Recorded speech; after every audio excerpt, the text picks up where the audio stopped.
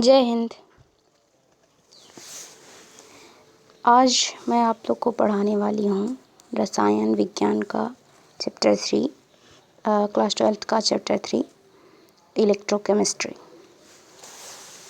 Electrochemistry जो दो वर्डों से मिलकर बना हुआ है, इलेक्ट्रो प्लस केमिस्ट्री।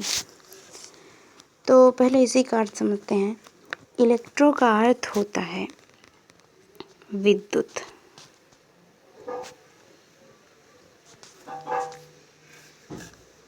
और केमिस्ट्री का अर्थ होता है रसायन। आप सभी जानते हैं।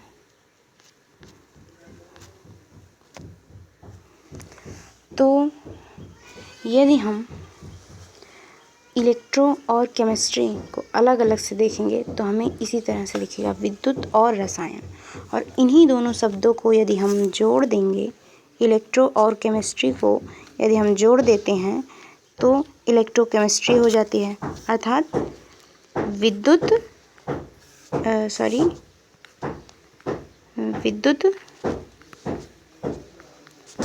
रसायन।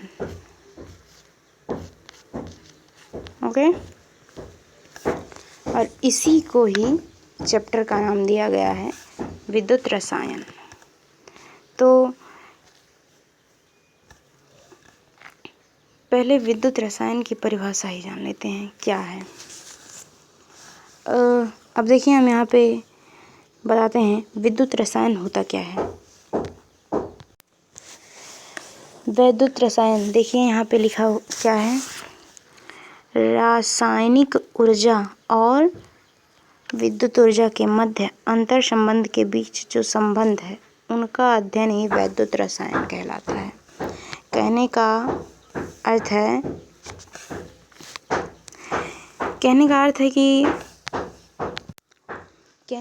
है कि यदि हम कोई रासायनिक अभिक्रिया कर रहे हैं, और लोग बहुत हाई स्कूल 11th और थोड़ा थोड़ा 9th में भी होता है, बहुत पढ़ चुके होंगे कि हम लोग बहुत सी केमिस्ट्री के चैप्टर में, केमिस्ट्री के सब्जेक्ट में बहुत सी अभिक्रियाएं करते हैं। तो इसी तरह से इसमें बताया गया है कि यदि हम रासायनिक अभिक्रिया करते हैं और उसके बीच का संबंध क्या है वही बता रही हूँ मैं। यदि रासायनिक अभिक्रिया हम लोग करें तो उसमें विद्युत उत्पन्न होगा। क्या उसमें विद्युत उत्पन्न होगा? अगर हम कोई रासायनिक अभिक्रिया करें तो उसमें विद्युत उत्पन्न हो सकता है, और या फिर कोई विद्युत ऊर्जा उत्पन्न हो रही है तो उस विद्युत ऊर्जा उत्पन्न होने में कहीं ना कहीं रासायनिक अभिक्रिया हो रही है या नहीं हो रही है, यही है इसका संबंध। अब इसे हम विद्युत रसायन की परिभाषा के रूप में चेंज करना चाहें तो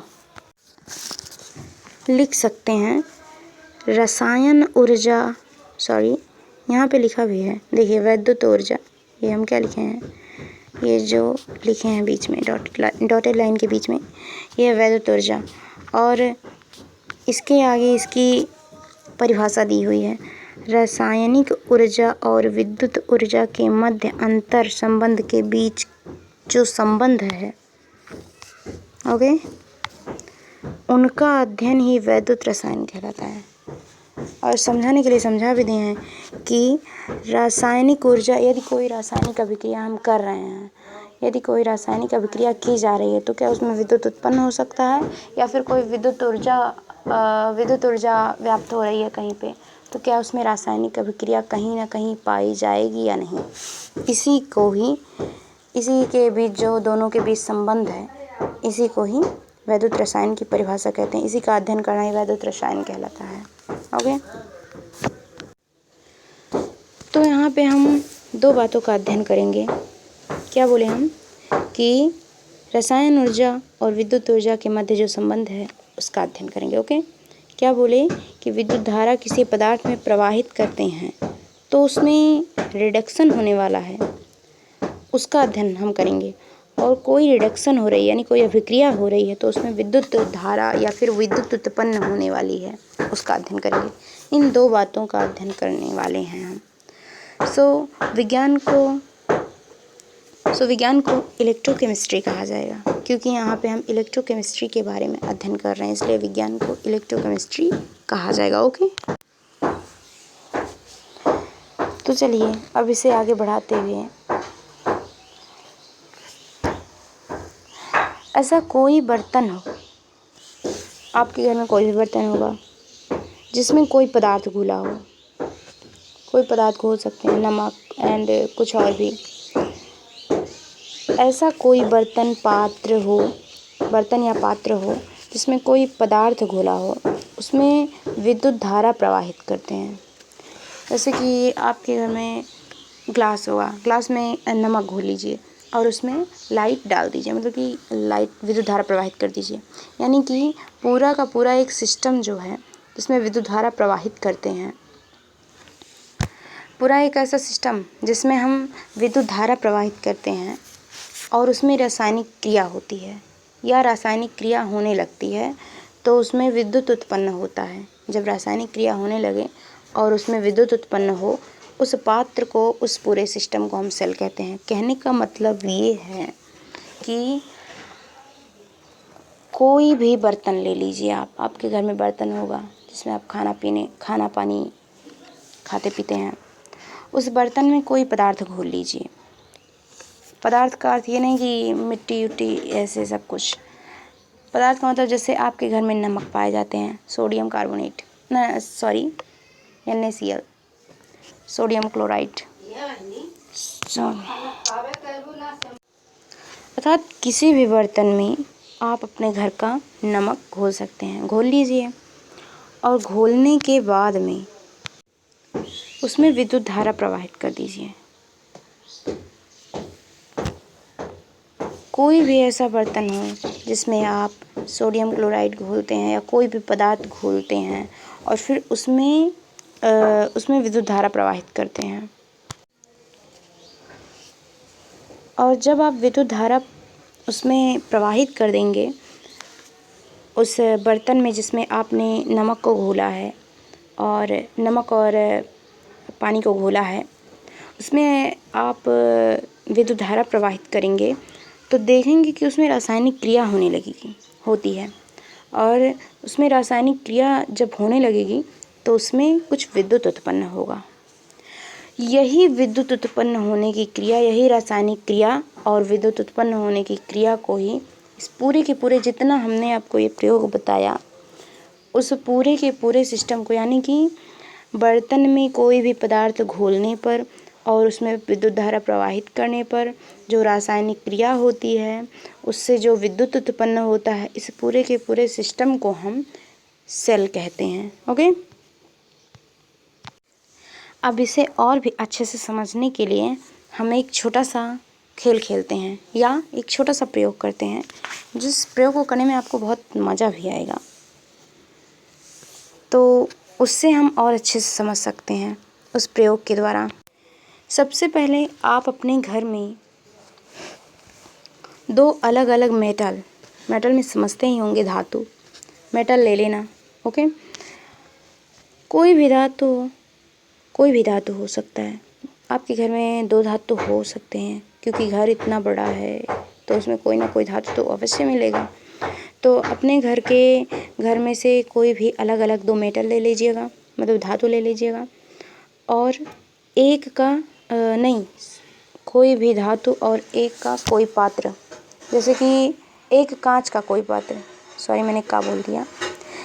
आप कोई भी दो अलग अलग धातुएं ले लीजिएगा और एक कांच का कोई पात्र, जैसे आपके घर में कांच का गिलास होगा, कांच का गिलास, पानी पीते हैं आप लोग, अगर होटल में जाते होंगे तो वहाँ पे भी मिलता होगा।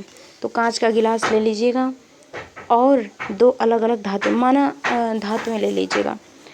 मान लिया कि आपके घर में एल्युमिनियम हो सकता है, एल्युमिनियम सभी के घर पे होता है, एल्युमिनियम ले लिया। और एक दूसरा धातु लोहा ले लिया, क्योंकि लोहा सभी के घर में पाया जाता है, कहीं ना कहीं थोड़ा तो हो ही सकता है लोहा।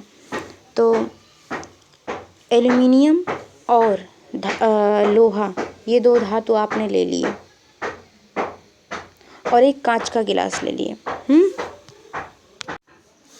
जैसे हम आपको यहाँ पे समझा के ही बता देते हैं, रुकिए।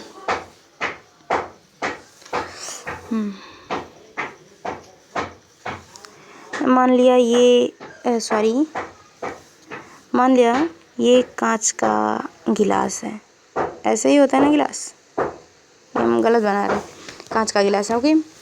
और यहाँ पे हमने एक एल्युमिनियम तार ले लिया, इसे सॉरी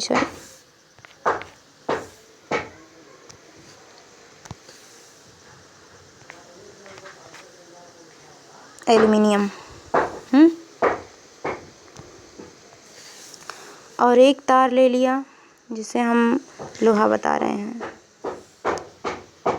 सॉरी, इसे अलग कलर से दर्शाते हैं।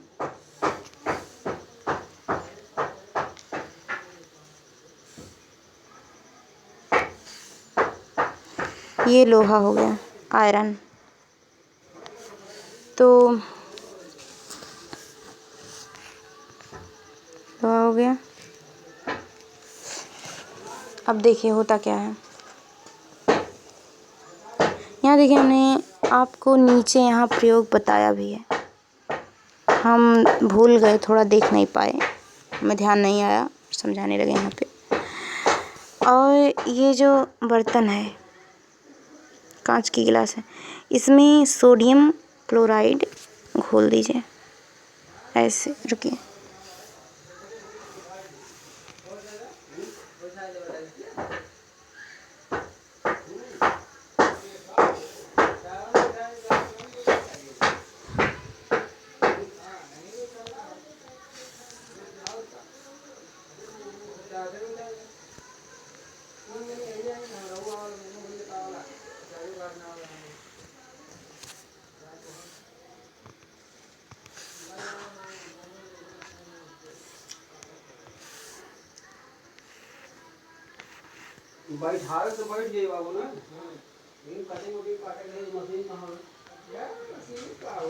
अब समझ में आया ना आपको? देखिए, ये गिलास हो गया। रुकिए, अभी बताते हैं। थोड़ा और लंबा कर दें, नहीं तो बहुत छोटा हो जाएगा। छोटा हो जाएगा तो अच्छे से समझ में नहीं आएगा, ओके। अभी बताते हैं। तो ये जो डायग्राम बनाया है हमने यहाँ पे, इसे आप देख सकते हैं। ये पूरा है, ये मतलब कि ये कहने का मतलब ये पूरा है एक कांच का गिलास, और इसके अंदर जो ब्लैक कलर के पानी की टाइप का भरा है, ये सब ये है NaCl, यानी कि आपके घर का नमक, सोडियम क्लोराइड। और यहाँ से एक तार निकला हुआ है, यहाँ से एक तार निकला हुआ है, एल्युमिनियम जिसका नाम है। और फिर इसी के बगल इधर से एक यहाँ से तार निकला हुआ है, ये इसका नाम है लोहा। आपके घर में एल्युमिनियम और लोहा दोनों तारें हो सकती हैं। ये दोनों तार आप इस नमक के विलयन में, कांच के गिलास के नमक के विलयन में दोनों तार आपको डुबो देना है। अब हमें करना क्या है? अब हमें जो एल्युमिनियम का ये तार है, एल्युमिनियम की जो धातु मेटल है, यहाँ से ऐसे लपेट के, एल्युमिनियम के मेटल को यहाँ से लपेट कर एक वायर ऐसे बाहर की तरफ निकाल लेनी है, ओके। और यहाँ पे जो लोहे का तार है, यहाँ इसको यहाँ से लपेट के एक वायर यहाँ पे निकाल लेनी है बाहर, ओके। वायर का मतलब तो आप लोग समझते ही होंगे। इसको क्या बोलते हैं हिंदी में? तार। तो दोनों मेटल से हम वायर बाहर निकाल लेते हैं। और निकालने के बाद करते क्या हैं, ये जो दोनों वायर्स हैं, ये जो दोनों का मतलब कि बीच में हम बना दें, ये और ये जो दोनों वायर हैं, इन दोनों वायर को हम जीभ से अपना जो जीभ है, ये मान लो कि जीभ हो गया, जीभ है ये, जीभ, हमारे मुंह की जो जीभ है उससे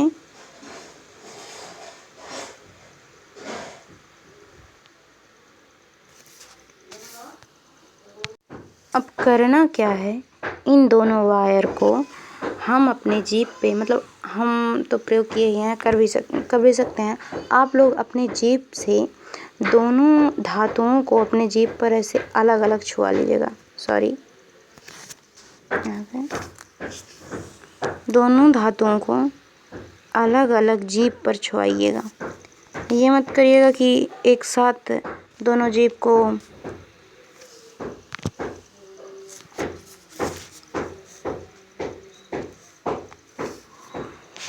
दोनों जीभ के पास लाके दोनों तारों को एक साथ मिला दें, नहीं तो कुछ गड़बड़ भी हो सकता है, इसलिए ऐसा मत कीजिएगा।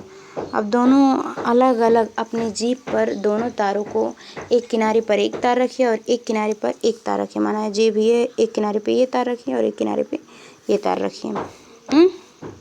और हाँ, एक बात ये है कि आप लोग तार को छुआने के बाद मेन लाइट से मत टच कराइएगा। मेन करंट में मत छुआइएगा उन तारों को, नहीं तो खतरा बढ़ सकता है। भैया ये मत कीजिएगा, नहीं तो आप मर भी सकते हैं प्रयोग करते करते। इसलिए करंट में मत लगाइएगा। बस ये होगा क्या कि हम आपको थोड़ा सा करंट का स्वाद कैसा होता है इसे बताने के लिए ये छोटा सा प्रयोग करवा रहे हैं। अब करंट का स्वाद कैसा आएगा ये आप लोग को भी पता चल जाएगा इसे, लेकिन मेन लाइट में मत लगाइएगा। और हाँ, एक बात और, ये जो तार है, ये वाला तार, इन वाले तार को और इन वाले तार को दोनों को आपस में टच नहीं कराना है। बस जीभ के पास अलग अलग दोनों किनारों पे रख देना है और जीभ पर अलग अलग छुआइएगा। इसके बाद जो रॉड है, रॉड का मतलब ये जो धातुएं हैं, मेटल, जो रॉड है उसे अलग अलग करके नमक के विलयन में डुबोइएगा। देखिए यहाँ पे एक डुबा, एक यहाँ पे डुबा है। डुबोएंगे जब तो जो वायर है, ये जो वायर यहाँ से निकला हुआ है दोनों का, ये वायर आपको जो जीभ पे छुआया है यहाँ पे आपको कुछ नमकीन टाइप सा लगेगा, नमकीन टाइप सा लगेगा और नमकीन टाइप सा लगेगा। मैंने बताया ना कि हम आपको कुछ लाइट से मत लगाइएगा, केवल यहाँ पे लाइट करंट का स्वाद कैसा है यही बताने वाले हैं। तो नमकीन टाइप का लगेगा, इसका मतलब कि जो हमारे घरों में लाइट आते हैं वो थोड़े नमकीन टाइप के होते हैं। ओके, और ये जो हमने पूरा प्रयोग करवाया है, ये पूरा प्रयोग क्या कहलाएगा? सेल। सॉरी, यहाँ पे मंत्र लगाने के लिए कुछ है नहीं, सेल कहलाएगा। ओके,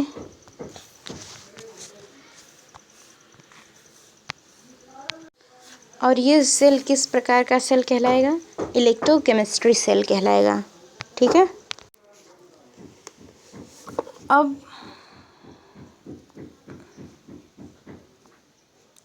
सेल दो प्रकार के होते हैं, इसके बाद यही पढ़ना हमें। सेल दो प्रकार के होते हैं। देखिए यहाँ पे हमने लिख दिया है सेलों के प्रकार, एक ये सेल है और एक ये सेल है। दो प्रकार के सेल होते हैं, वैद्युत रासायनिक सेल और दूसरा विद्युत अपघटनी सेल। ओके, तो पहले पढ़ते हैं वैद्युत रासायनिक सेल। तो देखिए यहाँ पे क्या लिखा है, वैद्युत रासायनिक सेल की परिभाषा, ऐसा सेल जिसमें ऊर्जा रासायनिक ऊर्जा से विद्युत ऊर्जा में परिवर्तित होता है, विद्युत रासायनिक सेल कहलाते हैं। तब तो समझ में आ गया होगा आप लोगों को कि ऐसा सेल जिसमें ऊर्जा रासायनिक ऊर्जा से विद्युत ऊर्जा में परिवर्तित होता है, विद्युत रासायनिक सेल कहलाते हैं। कहने का अर्थ ये है कि यदि कोई आप रासायनिक अभिक्रिया कर रहे हैं, कोई भी रासायनिक अभिक्रिया कर रहे हैं और वो रासायनिक अभिक्रिया होते होते होते होते कुछ क्षण ऐसा आए जिसके बाद वह विद्युत ऊर्जा में परिवर्तित हो जाए, तो इसी क्रिया को, विद्युत ऊर्जा में परिवर्तित होने की क्रिया को ही हम विद्युत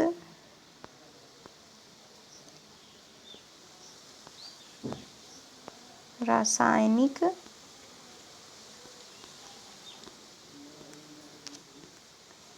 सेल कहते हैं। ओके, स्पष्ट हुआ? कहने का मतलब ये है, आप अपने घर पे कोई भी रासायनिक अभिक्रिया कर रहे हैं और वो रासायनिक अभिक्रिया करते करते करते करते करते करते होते होते वो अभिक्रिया हो रही है, होते होते एक समय ऐसा आएगा कि वो विद्युत ऊर्जा में परिवर्तित हो जाएगा, मतलब कि उसमें विद्युत भी आ जाएगा। ऐसा नहीं है कि पूरा का पूरा रासायनिक ऊर्जा विद्युत ऊर्जा में परिवर्तित हो जाएगा, वो उसमें विद्युत ऊर्जा आ जाएगा अपने आप। तो रासायनिक अभिक्रिया करने के पश्चात या करने के दौरान विद्युत ऊर्जा का उत्पन्न होना, विद्युत रासायनिक क्रिया करने के पश्चात या करने के दौरान जब रासायनिक ऊर्जा विद्युत ऊर्जा में परिवर्तित हो जाती है तो उसे हम विद्युत रासायनिक सेल कहते हैं। और दूसरा क्या है? विद्युत अपघटनी सेल। विद्युत अपघटनी सेल में देखिए क्या लिखा हुआ है यहाँ पे, ऐसा सेल जिसमें ऊर्जा विद्युत ऊर्जा से रासायनिक ऊर्जा में परिवर्तित हो जाता है, विद्युत अपघटनी सेल कहलाता है। कहने का अर्थ है कि कोई भी विद्युत ऊर्जा हो, वह विद्युत ऊर्जा रासायनिक ऊर्जा में परिवर्तित हो जाए, इसे विद्युत अपघटनी सेल कहते हैं। धन्यवाद। समाप्त होता है।